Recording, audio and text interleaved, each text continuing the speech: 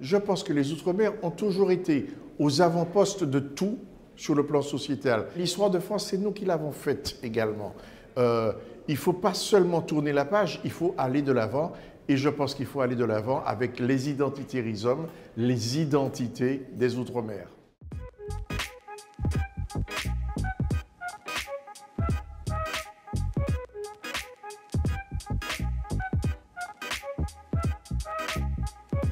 Disons qu'elle n'est pas assez visible. Elle n'est pas assez visible. C'est vrai que lors de son discours au Parlement européen, le président de la République a parlé de refondation des rapports avec l'Afrique. Et nous, dans tout cela, et j'ai envie de dire, puisque nous sommes à la fois avec la France, mais également avec le reste du monde, pourquoi ne pas réfléchir à, je ne dis pas une évolution institutionnelle, mais voir quels sont les rapports de décentralisation qu'on peut mettre en place avec les départements et les territoires d'outre-mer à un moment donné où il y a des crispations qui apparaissent ici et là.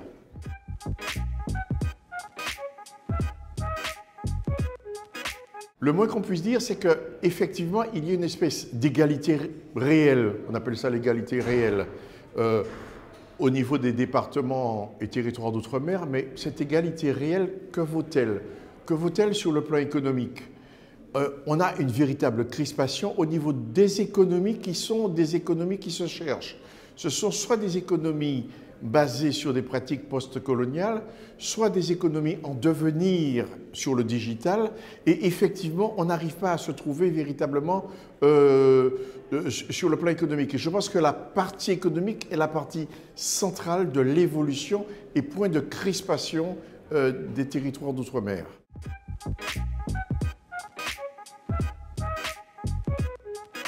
Je pense que les ultramarins attendent de ce scrutin ce que tous les Français attendent de ce scrutin, c'est-à-dire faire en sorte que dans leur vie concrète, les choses évoluent. Les choses évoluent sur le plan des salaires, sur le plan économique, sur le plan du vivre ensemble. Et je pense qu'effectivement, la notion du vivre ensemble est une question qui n'est pas à laquelle les Outre-mer, avec leur identité rhizome, peut apporter un vent, une respiration beaucoup plus forte sur le plan de la nation.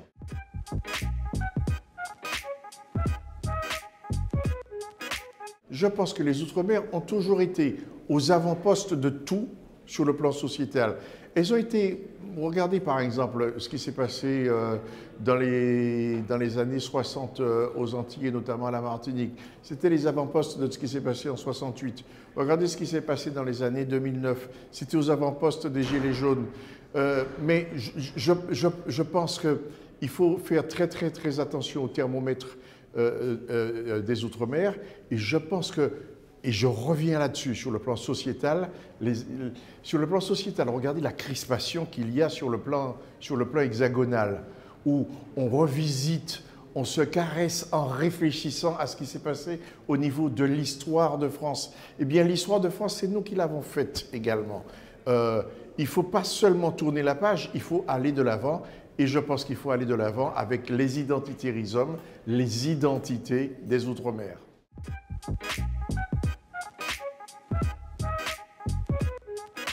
Alors d'abord plusieurs choses. D'abord on a fait un édito et puis deuxièmement je suis en train de travailler avec des jeunes, j'allais dire des petits jeunes, des jeunes, une quinzaine de jeunes qui vont nous faire pratiquement chaque mercredi, chaque jeudi un petit dossier sur chaque département d'outre-mer.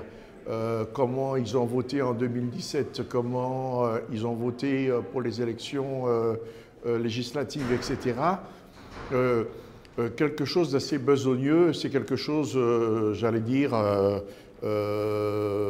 c'est un travail d'universitaire que je vais suivre avec un jeune de chez nous, un jeune réunionnais, un jeune de l'océan Indien.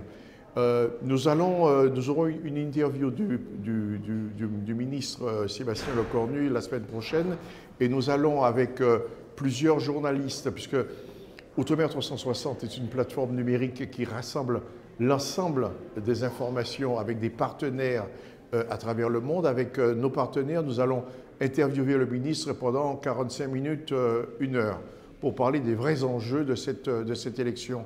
Et nous allons pratiquement chaque semaine donner la parole à des experts pour pouvoir parler de ces élections qu'on va suivre jusqu'au bout.